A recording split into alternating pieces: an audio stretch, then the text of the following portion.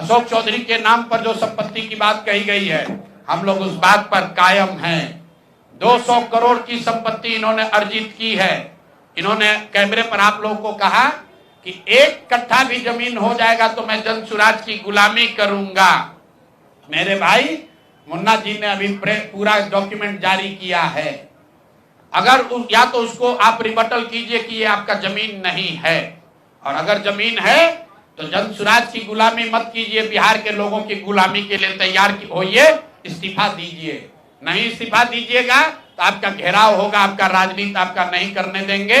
हम लोग राज्यपाल, मुख्यमंत्री नहीं सुन रहे हैं तो हम लोग राज्यपाल महोदय के पास जाएंगे, कोर्ट में जाएंगे, इनके खिलाफ कार्रवाई होनी चाहिए।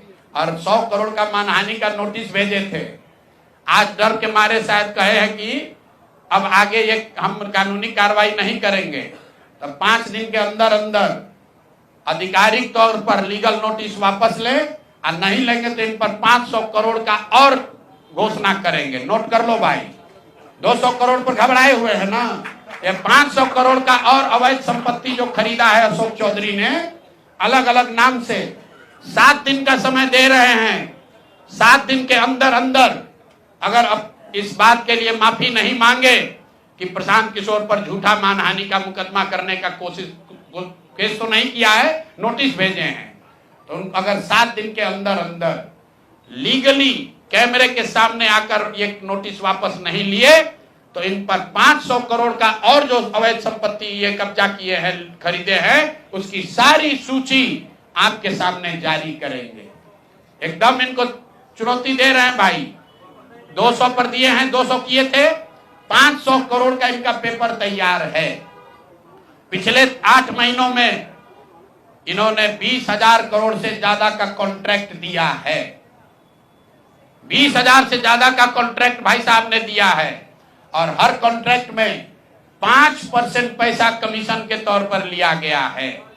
अभी इतना ही बोल रहे हैं, अगले प्रेस कॉन्फ्रेंस तक अगर इन्होंने अपनी गलती नहीं मानी तो जिन लोगों के जरिए ये 5% पैसा वसूला गया है वो लोग को प्रेस के सामने बैठाकर आपसे परिचय कराएंगे कि कौन लोगों ने ये 5% की रेट से पैसा वसूला है।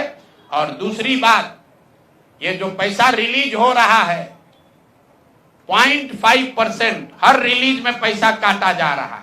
अभी जो 2 घटना आपने सुनी होगी नोट जलाने की, 2 इंजीनियर्स के घर पे जो नोट के गड्डी पकड़े गए हैं, वो वही पैसा है जो पैसा ये लोग कॉन्ट्रैक्टर को दिए। कॉन्ट्रैक्ट देने के लिए 5% लिया, उसके बाद जब पैसा रिलीज होता है तो 0.5% इनका उसमें शेयर बनता है।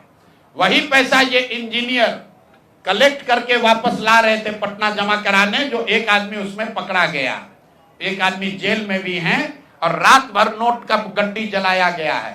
तो अब अशोक चौधरी इस पर बयान दें कि ये वो इसमें संलिप्त हैं कि नहीं है।